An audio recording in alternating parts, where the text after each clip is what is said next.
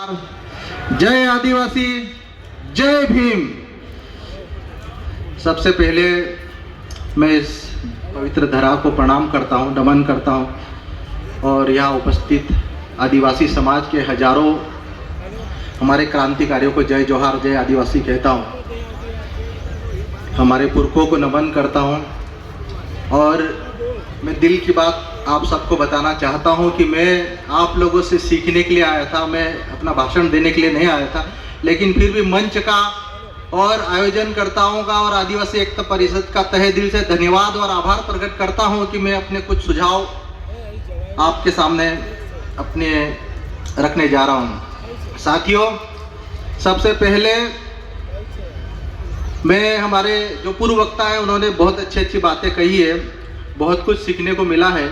खासकर हमारे जितेंद्र भाई वसावा ने जो आदिवासियों के इतिहास की जो खुदाई करी है, 23,000 साल तक गए हैं और डीएनए तक पहुंच गए। ये मध्य प्रदेश ही नहीं पूरे देश का एक ऐसा आदिवासी युवा है, उसके लिए एक बार जोरदार तालियां बजना चाहिए साथियों, क्योंकि हम लोग हमारे इतिहास की तरफ बहुत कम जाते हैं। दूसरा, मैं इस पेंटिंग को देख रहा था जो आपके सामने चित्रित की गई है और जिस पेंटर ने भी बनाई है, और उसने जो गहराइयाँ प्रदर्शित दर्शित और आप लोगों को इस गहराई के माध्यम से संदेश देने का प्रयास किया है, उसके लिए भी एक बार जोरदार तालियां होनी चाहिए। तीसरा, इस सांस्कृतिक एकता महासम्मेलन के माध्यम से पूरे मध्य प्रदेश ही नहीं पूरे देश के आदिवासियों को एक सूत्र में बांधने का जो पिछले 33 सालों से किया गया है और न जाने कितने अनगिनत प्रयास किए और उस प्रयास के नतीजे का ये फल है कि हम आज एक दूसरे से मिल रहे हैं, देख रहे हैं। इस उनके लिए भी एक बार जोरदार तालियां हो जाना चाहिए। मैं सबके नाम न लेते हुए मैं सम्मानित मंच से शुरू करते हुए अपनी बात कहना चाहता हूं। जितेंद्र वसावा जी ने कहा है साथियों कि 23,000 साल का हमारा इतिहास है, लेकिन मैं आप लोगों को थोड़ा और आगे ले जाना चाहता हूँ। तो आधुनिक मानव जिसे हम होमो सेपियंस कहते हैं, उनका इतिहास 30,000 से लेके 3 लाख वर्षों तक का मिलता है।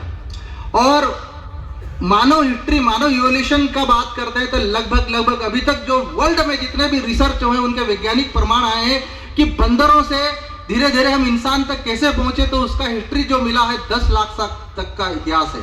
होमो सेपियंस से पहले निएंडरथल से पहले डेनिसोवेंस और डेनिसोवेंस से पहले 1-2 प्रजातियां और थे, उनका नाम नहीं याद आता। साथ ही एक और बात मेरा कहने का मतलब यह है, इसी बीच में कई बड़े वैज्ञानिक हुए, डार्विन, उन्होंने सिद्धांत दिया कि जो जातियां संघर्ष करेगी वो इस देश और दुनिया में सरवाइव करेगी। जो जातियां अपने आप को इस देश, दुनिया और वातावरण के हिसाब से एडॉप्ट करेगी, अनुकूलित करेगी, वही सरवाइव करेंगे। और जो नहीं बदलेंगे अपने आप को, वो धीरे धीरे खत्म हो जाएंगे। ये हमारे ऊपर भी लागू होता है। हम जल जंगल जमीन की लड़ाई लड़ रहे हैं। हमारे पुरखे बिरसा मुंडा, टेंटिया भील, वीर गुंडाधुर, सिद्धू कानू, चांद भैरव, न जाने अंग्रेजों के समय से आंदोलन कर रहे हैं, संघर्ष कर रहे हैं, लेकिन नतीजों की बात करें तो हम नतीजों पे नहीं पहुंच पा रहे। जिस पेंटर ने पेंटिंग बनाई वहां पे बहुत अच्छी बातें लिखी है। Constitution, judiciary, executive and legislator. आज इस देश के इस डेमोक्रेसी में बात करते हैं तो कार्यपालिका, न्यायपालिका और विधायिका, जहां पर हम लड़ सकते हैं, जहां पर हम अपनी बातें मनवा सकते हैं, जहां पर अपने कानून बनवा सकते हैं, वहां पर हमारी भागीदारी दिखावे की तो है, लेकिन हकीकत में जीरो है। आज न्यायपालिका में देखेंगे तो हाई कोर्ट, सुप्रीम कोर्ट में एक भी आदिवासी जज नहीं मिलेगा। आज अपन नीचे जाए, कार्यपालिका में देखेंगे, वहां पे हमारे सुप्रीम आदिवासी नहीं मिलेंगे।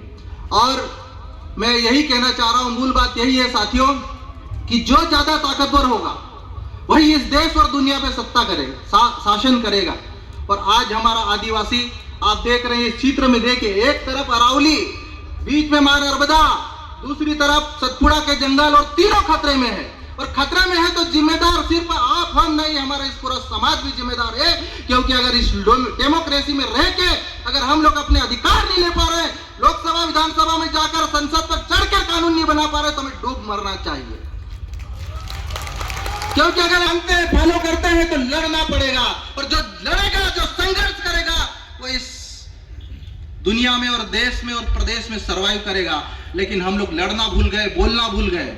हमें लड़ना पड़ेगा। जिस प्रकार ये सांस्कृतिक एकता महासम्मेलन आयोजित किया जा रहा है, इनसे हमको सीखना चाहिए।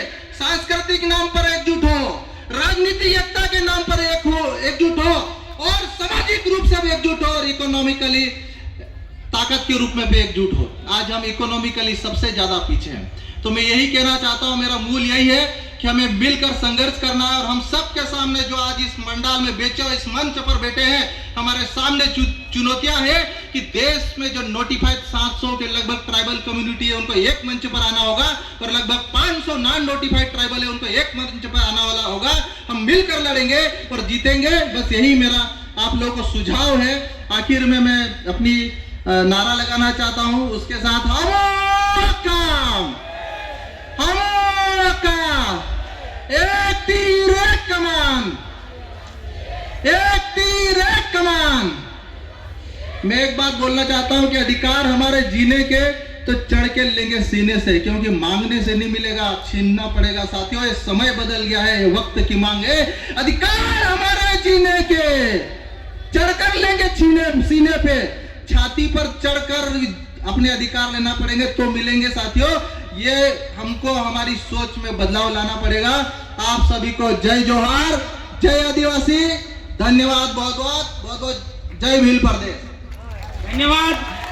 हमारे बीच में हमारे आदिवासियों के संरक्षक माननीय अंतर सिंह आर्य जी हमारे बीच में पधार चुके हैं। उनका जो है आदिवासी एकता परिषद के मंच से बहुत बहुत हार्दिक बधाई, स्वागत, अभिनंदन करते हैं। आदिवासी एकता परिषद जो हमारे आदिवासियों के आज जो है आदिवासी के जनजाति आयोग के अध्यक्ष है नई दिल्ली, वो हमारे बीच में पहुंच चुके हैं।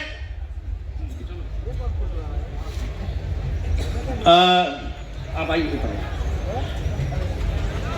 अभी हमारे पास हमारे मंच पर देश की आदिवासियों की सुरक्षा के लिए सबसे बड़ी संवैधानिक संस्था यानी कि हमारे गार्जियन,